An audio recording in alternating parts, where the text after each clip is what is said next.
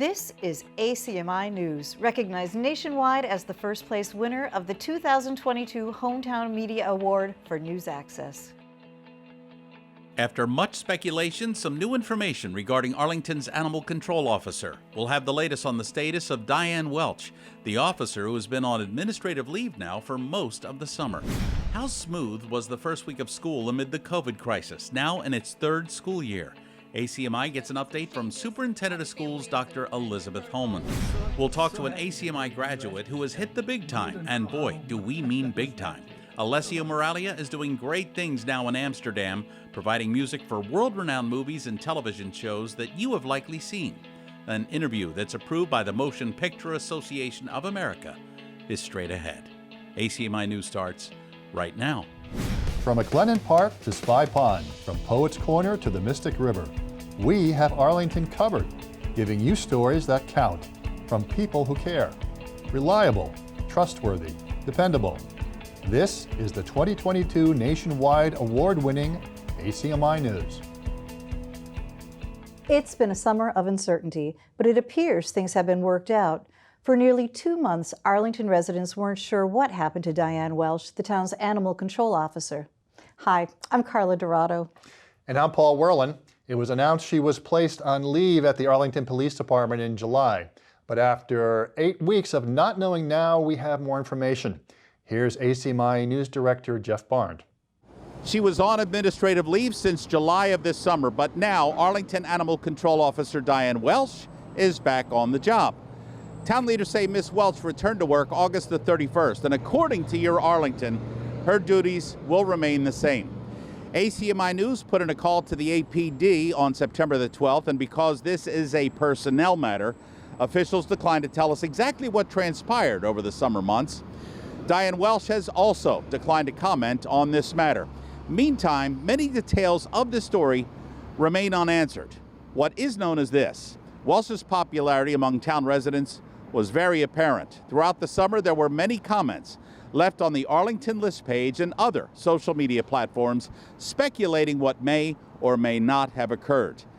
You recall Chief Julian Flaherty, during her vacation in mid-July, did confirm to ACMI News that Diane Welch was put on paid administrative leave from the APD. The story once again surfaced this week among some Arlington residents wishing to be updated on this story that played itself out for most of the summer. Then the story broke in the late morning hours of September the 12th, when Select Board member Diane Mahan shared the news in a September 12th email stating, quote, "Diane Welch, the animal control officer, has returned to duty and will receive animal calls through police dispatch. She will start taking animal calls this week."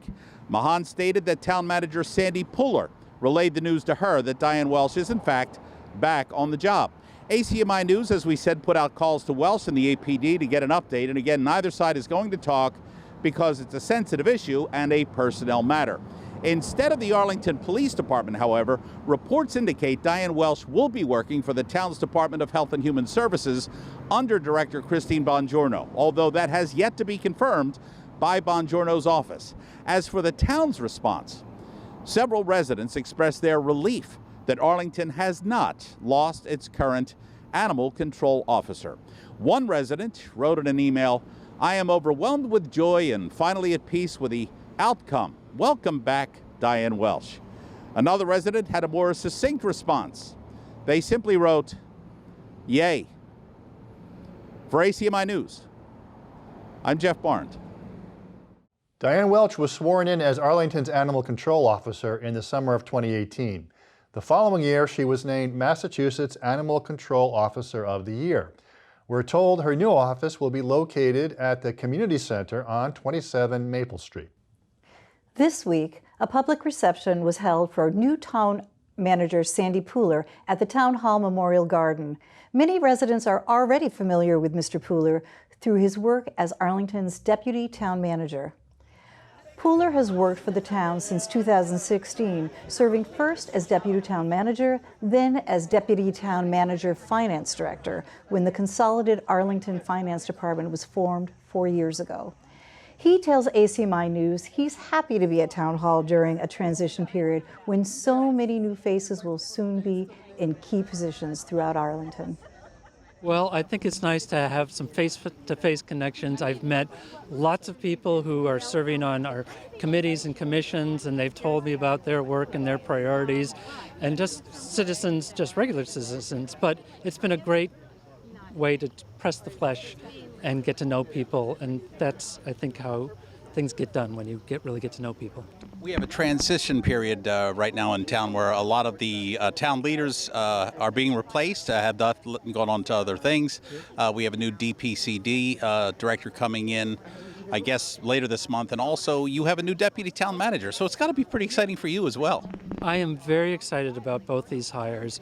Our new planning director starts September 19th. She's coming down from Lowell, and I think she's going to offer great perspective. She will have a lot of great energy, and it's such an important department for our town. And then I am very excited to have Michael Mason come on as our deputy town manager. He's coming over from the schools, so the schools may be a little mad at me, but there are plenty of people in town hall who know Michael and have told me how excited they are to have him here. He's got a strong financial background. I know he wants to learn more about the municipal side of government, so I think he's going to be a great addition to the town, and I think it's just going to be a lot of fun to work with him. He's looking forward to working with you. He said he's just basically going to pull the talents that he's learned from you, and you're his mentor at this point. And who knows what's in the future for him as deputy town manager, with some things uncertain for next June or July. Well, that's right. No, I think this will be a nice growth opportunity for him and for me to have somebody I can bounce ideas off of, because I really trust his judgment. So I think the future looks bright for Arlington and for Michael in this role. Pooler's first day as town manager was June 18th, following a town hall reception for Adam Chapdelaine, who left for a position in Boston. And town leaders have appointed Anna Litton as Arlington's new library director. It's a job that oversees the operation of the Robbins and Fox branch libraries, including managing the budget and developing the library's collections and its many services. For 4 years now, Litton served as Arlington's assistant library director, successfully managing many growing service demands of the library. Litton organized the annual community read programs and oversaw the most recent website redevelopment. Prior to her assistant library director duties, she served as the branch manager for the Fox Library. Litton says she looks forward to ensuring Arlington's libraries continue the rich tradition of serving all the needs of all people in the community. Litton's new job as library director is set for September 19th. As we reported last week, Arlington students in grades 1 to 12 said farewell to their summer break and said hello to the classroom. Tuesday, September 6th was the first day of classes for Arlington Public Schools. With COVID still very much in the picture, school leaders outlined their plans for learning in class and staying safe. At the manager's reception, we asked Superintendent of Schools Dr. Elizabeth Homan about week 1 in what is now the 3rd school year in this ongoing pandemic. It's wonderful to see the kids back in classes again. This is the first year that we've had in 3 that we haven't been thinking about COVID protocols all the time, and we haven't been needing to message changes out to families and new protocols and new expectations. So we've been really focused on teaching and learning and establishing a good sense of belonging and getting routines in place for the kids, and that's really just been everything we've been talking about for the last couple of weeks as we prepare for the new year. With COVID still among us, but we know a little bit more than we did, let's say, 3 years ago. You're all prepared to possibly adapt just in case things change. Absolutely. So we're still focusing on mitigation strategies like ventilation. We're still doing symptomatic testing in our schools. If students present with symptoms, parents can sign consent forms to have their kids tested while they're at school, so that we don't have to disrupt their day if they test negative. And we're prepared. If we have an outbreak, our nurses will know and they'll let us know, and we can respond accordingly by introducing some new mitigations or doing a little more cohorting or something like that. We'll have a good school year this year. We absolutely will. Thank you very much. Of course, you can always follow what the town is doing to stay ahead of the pandemic as the fall and winter seasons approach. Just go to the town website, arlingtonma.gov. Again, that's arlingtonma.gov. After a quarter of century of business, Anderson's Florist of Arlington at 830 Mass Avenue will be closing its doors. Already the rental signs adorn the front and sides of the business. Peggy Taylor, the owner, told ACMI News she'll be leaving by November. Taylor says she bought the shop and moved it there 25 years ago, but she says the rent has now risen by roughly 40%, and it was time to make a decision. Business has been thriving at this corner location long before Taylor took it over, according to some business owners. This shop was established more than 100 years ago. Taylor says even though the future is uncertain, it was time to exercise her options. Sunday, September 11th, marked 21 years to the day that 19 hijackers commandeered 4 commercial airliners and carried out the worst terrorist attack on U.S. soil.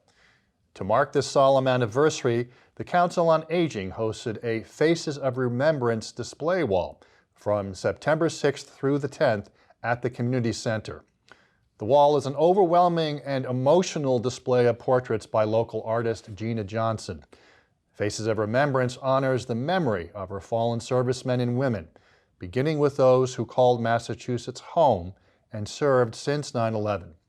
To Johnson, these people are more than just a statistic, and her art keeps them very much in our minds.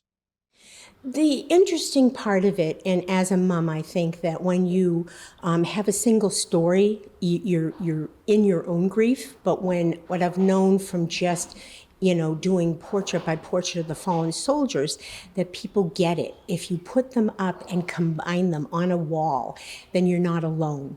I actually was impacted at one of my first exhibits going to Taunton. I would bring my artwork and sit and let people look, and I never really went up and talked to them unless they came to me. And there was this mom up there, and she was touching the portrait, and it turned out that she was a single mom, and that was her only son. And so that really got me, because she saw she was not alone, and she gave back the feeling of why I did what I did. So it was lovely. Johnson's art has traveled throughout the Bay State, including the State House in Boston, a touching way to remember those people who served their nation honorably. And for nearly 4 years, ACMI was honored to include Alessio Miraglia among our ranks. Alessio is a gifted musician who managed to marry his gift for music with television, right here at ACMI. He has since moved to Amsterdam, where his career has not only taken off, it has soared. ACMI News has the chance to see how Alessio is doing. And during the interview, you'll see what world-renowned movies and streaming television programs his music enhances. It is nothing short of a miracle.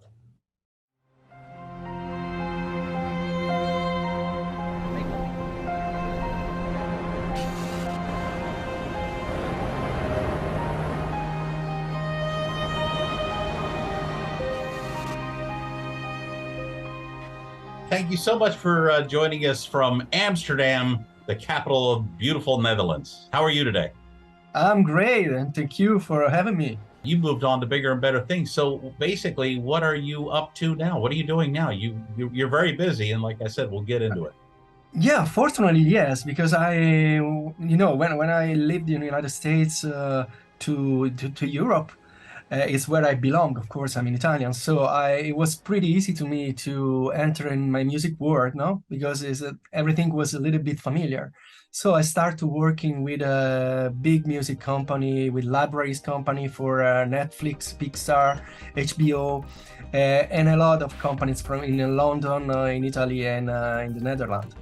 And start my career with a trailer music and with a sync licensing, and then of course as a music composer and music teacher composer. I still a lecturer in film scoring, orchestrator, and etc. So we can say that I find my way here, but of course I really miss the United States. I really miss Arlington, and as ACMI, all the experience that I made is here in my heart, in my mind, because it was totally part of my bones, of my skin. You gave me a lot. You're a multi-award-winning music composer, producer, and a sound engineer. Your music has been featured in television shows, commercials, documentaries, Netflix, as you mentioned, HBO, National Geographic. Do you ever sleep? No. Look my eyes. Yeah, and this is a kind of gift that I received when I was born. It's make music for me. It's a little bit easy. It's a kind of a blessed because this is my office, and when I start to work, I work 4, 5, and sometimes till 8 hours a day, and I cannot leave this office without make and write and compose and finish 2, 3 songs a day. So it's something that belonged to me, writing music. That's because of my history. Do you remember my history? We talk a lot. No, when I lost my father, and I made the promise that I always remember him inside the music that I will write in the future. And so that's me. That's me. So writing music, it's part of me. So this is my job. You also, when you were here, you won an award here at ACMI, the AM Garden Show, which you hosted, you designed, and you produced it.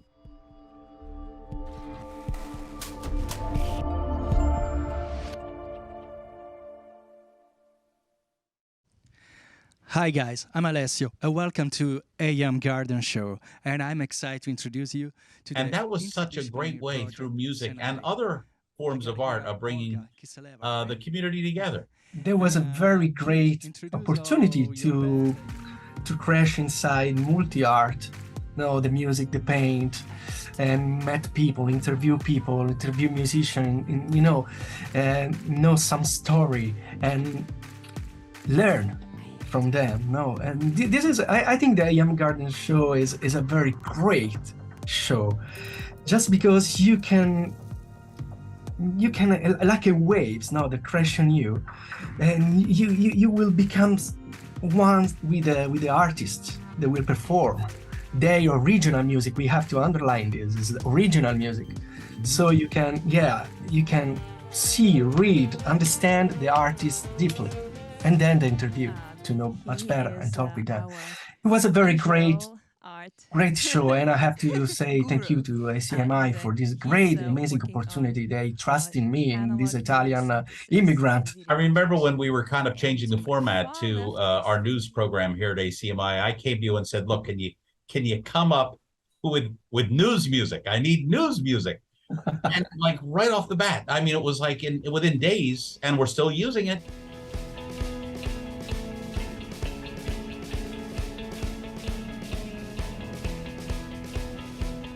And we'll always use it. I'm telling you, you're that good. It's incredible. And whether it's a classical piece from Salzburg and Mozart, or if it's a news program in Arlington, you're adaptable. I work for that, so yes. So I'm very happy that you say that, because it means that I'm doing good. And I was so happy that day when you asked me that. You don't know how much I was happy. Totally. To tell you the truth, it's better than most news music that I hear on any newscast, commercial TV station, even the networks. We're very proud. So we need a new one now. Yeah, there you go. And we still give you credit every week, Alessio. That's really. I feel so glad. Hey, you're the composer, man. We just do the news. We appreciate the contributions you give to the music industry, and also the film industry, television industry, and personally, the newscast. Thank you very much. I really. I will send you the new one soon. I really appreciate it. Yeah, I may need some side music sometime, so I'll give you a call. But hopefully, we'll be in touch anytime throughout the year, and it's always a pleasure to talk to you, Alessio.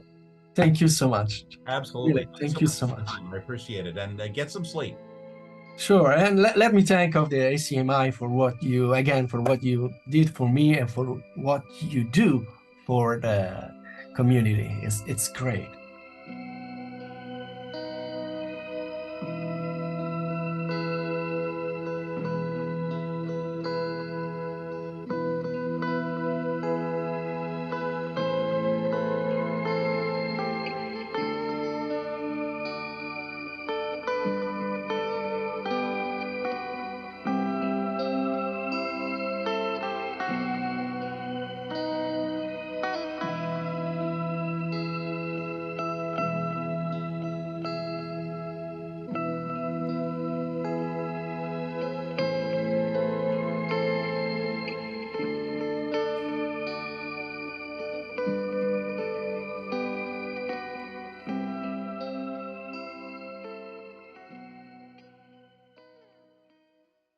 And we're sure you'll be hearing a lot more about Alessio in the years ahead. You can find out more about Alessio by going to his website, alessiomaraglia.com. Again, that's alessiomaraglia.com. ACMI News had the opportunity recently to talk to an entertainment legend from his Las Vegas home, and we seized upon it. Comedian impersonator Rich Little, a master mimic of more than 200 voices, continues to impress generations with his touring schedule throughout the U.S. and Canada. He told us about his experience impersonating Hollywood legends and also our leaders in Washington, past and present. In this sensitive political climate, Rich is unafraid to poke fun at public servants on both sides of the aisle. You know, you worked with history in Hollywood. You also work with history in Washington. You've imitated every president from JFK. I understand you have a modern-day imitation of our current president. Yeah. I'm having a lot of fun with Biden. Biden is sort of Mr. Magoo, isn't he? Sort of, you know. I hate to make fun of him, but, you know, I kept thinking to myself, I did the same thing with Reagan, you know. Yeah, you did. I can remember doing a lot of mental jokes about Reagan, and he loved it. I did a couple of things in front of Reagan. He was screaming, and I was kind of putting him down a bit, you know. Before I start speaking tonight, I would like to say something. So a lot of that material that I used for Reagan, I'm now using for Biden. You've just parlayed it to the next generation. You must have been sad to see Richard Nixon leave. I mean, he was a gift that kept on giving. How long does this take? As long as I need, you see. Well, before we lose you, are you planning a comeback? Well, first of all, let me say this. I want to make this perfectly clear. I am making a comeback. I've been away too long. I once did Nixon in front of him down in San Clemente. I was invited to a party in San Clemente early in my career, and all of Hollywood was there. I got up in front of Nixon and did him in front of him, and everybody gathered around thinking this was going to be great. And in the middle of my bit that I was doing, Nixon turned to his wife, Pat, and said, why is this young man speaking in this strange voice? I can only imagine. Selective perception. He never got it. He just never got it. He didn't know I was imitating him at all. He just stared at me. But you know something? My impression of Nixon was pretty good that day, because when that party was over, his wife, Pat, went home with me. Oh, there you go. There you go. And she probably found that very refreshing. So, as a matter of fact, ABC is thinking of hiring me to do a few game shows on television next season as the host. And I don't know which one I'm going to do. Perhaps To Tell the Truth, or Tattletale, or maybe Let's Make a Deal. Will you film these for posterity? No. These will be on tape, you see. Then if I don't like something, I can snip it out and burn the damn thing. And not only that, you had the guts to go one step below and do Vice President Agnew. In this technological age, image becomes dominant. Appearance supersedes reality. It's interesting. Spiro Agnew was a great impression for me, and that impression was Jack Benny's favorite. Every time I saw Jack Benny, he wanted me to do a Spiro Agnew. Wow. You know, the greatest imitation that he does, and very few people know about it, he does an imitation, and this is merely a voice. It can't be anything else. I know what you're Vice talking about. President Agnew. And I remember doing him on The Tonight Show, and Jack was just almost on the floor. And Spiro Agnew had kind of a monotone voice. Clarify the discrepancies Promulgated by those who close their eyes to the pernicious influence of the spirit of national masochism, encouraged by an effete core of impudent snobs. encouraged by an effete core of impudent snobs. All those put highfalutin words. That put Jack on the floor. Well, it was the words he would use, the notorious nabobs of negativism or something. Right, He right. never spoke like a Joe Sixpack going down the street. That's very good. That is great. That is good. I worked on him for a long time. You know the secret I found? I was doing Jimmy Stewart one day in my car, and I suddenly went into Spiro Agnew. Now, you would think, what's the similarity? But you see, the thing with Jimmy Stewart is that the voice is so, it's kind of slow and it's draggy, and all I did was kind of slow it down and just raise it a bit, and I would right into the... Let me take a break here. We'll be right back. What would you put on your epitaph? I put on my tombstone, well, they're all here. Little has also written a book about his storied career. If you're interested in purchasing Rich Little's book, People I've Known and Been, just go to his webpage, therichlittle.com. Again, that's therichlittle.com. ACMI News is looking for a few good reporters and anchors and storytellers. And you can tell that story either in front or behind the camera. On Thursday, September 22nd, we'll be staging an ACMI News open house. Stop by the station here at 85 Park Avenue, where we tape our newscast and see how it's done. More importantly, ACMI News is your newscast. You can take part in telling your story on our air. Besides seeing our newscast taping, you'll learn how to become a photographer, reporter, writer, producer. Heck, the list is endless. Absolutely. Our ACMI News open house takes place on Thursday, September 22nd from 6 to 8 p.m. If you come earlier, you'll see the newscast taping. And if you have any questions beforehand, just email ACMI News Director Jeff Barnd at jeff.barnd@acmi.tv. Again, that's jeff.barnd, B-A-R-N-D, at acmi.tv. And we hope to see you there.